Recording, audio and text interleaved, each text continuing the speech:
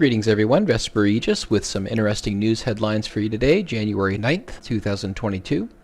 In paleontological news, a study published January 7th showcases a plethora of extremely well-preserved plants, spiders, fish, and insects from the Miocene Epoch in a new region of paleontological interest in Australia's central Tablelands, a place called McGraths Flat. This area is in southeast Australia, but is a bit northwest and west of the major urban areas on the coast, such as Sydney. One of the key points of significance of the finds are that they were found in goethite, which is a very dense iron-rich rock. Scientists usually do not find fossils in these types of rocks, and yet Australia is full of them, so there is hope for much more in the future. The fossils are particularly well preserved in what was likely an oxbow lake, created as an offshoot from an ancient river, and there was some excitement in finding spiders which do not have the stronger exoskeletons of insects and add to Australia's comparably small arachnid fossil record. Trapdoor spiders, dragonflies, flowers, and cicadas were included in the finds. The fossils were found dating 11 to 16 million years ago during the Miocene Epoch, an era in which grasslands were beginning to become abundant around the world, setting the stage for more hominid and human evolution in Africa, and in which Australian tropical rainforests were beginning to retract towards the drier climate we find today. These fossils are our best vicarious connection to what it was like in a much more moist tropical climate in Australia. During the same time period, there is evidence that the Antarctic circumpolar current, of which I spoke of in my previous video, was much weaker than it is today, with less deep-sea dredging occurring. And in science news, according to Xinhua news agency, China has just broken a world record with its experimental fusion reactor, clocking in at around 17 minutes of a superheated plasma loop at a whopping 70 million degrees Celsius. This is over twice the length of the previous record held by France in 2003. The record was achieved on December 30th of last year, 2021, with the EAST, or Experimental Advanced Superconducting Tokamak. A tokamak, I hope I'm pronouncing that correctly, is a type of experimental reactor first envisioned in 1958 by Soviet physicist Natan Yavlinsky, using a magnetic field to confine plasma into the shape of a donut as it becomes superheated.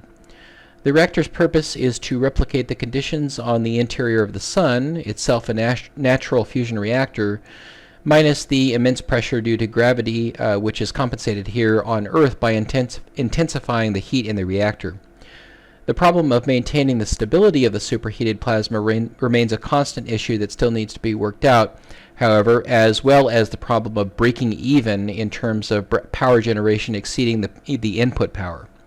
Nuclear fusion occurs when two or more, typically lighter elements fuse together under extreme heat and pressure, but since the total mass of the smaller individual elements is greater than the combined element, that excess mass is converted into heat upon fusion.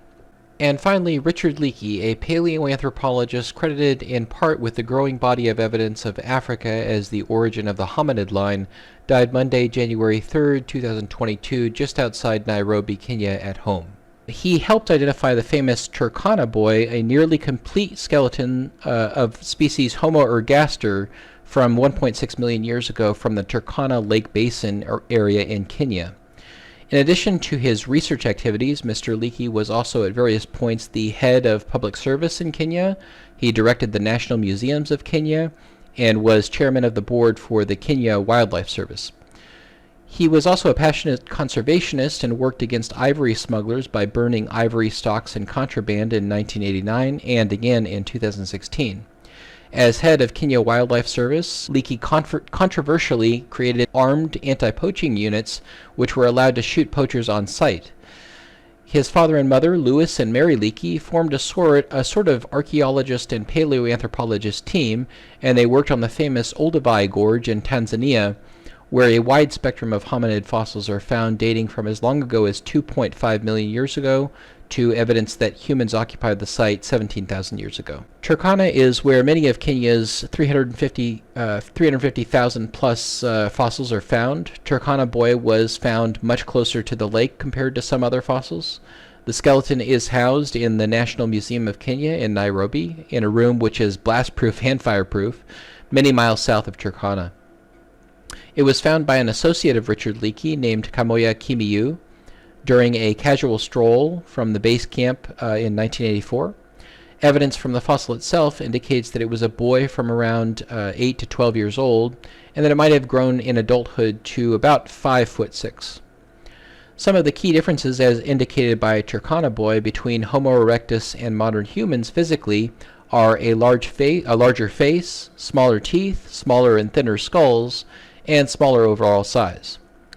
The cranial capacity is about 2/3 of that of a modern human. Turkana Boy in particular had an abnormal curvature to his spine due to a disease, which some have argued the potential asymmetry implies Turkana Boy was not a representative fossil sample of the species. But some recent evidence has suggested that this is not the case. Regardless, this factor may have contributed to his final fate. And that's all for today. If you learned anything new and enjoyed the video, please feel free to like, comment, and subscribe. VesperAegis out.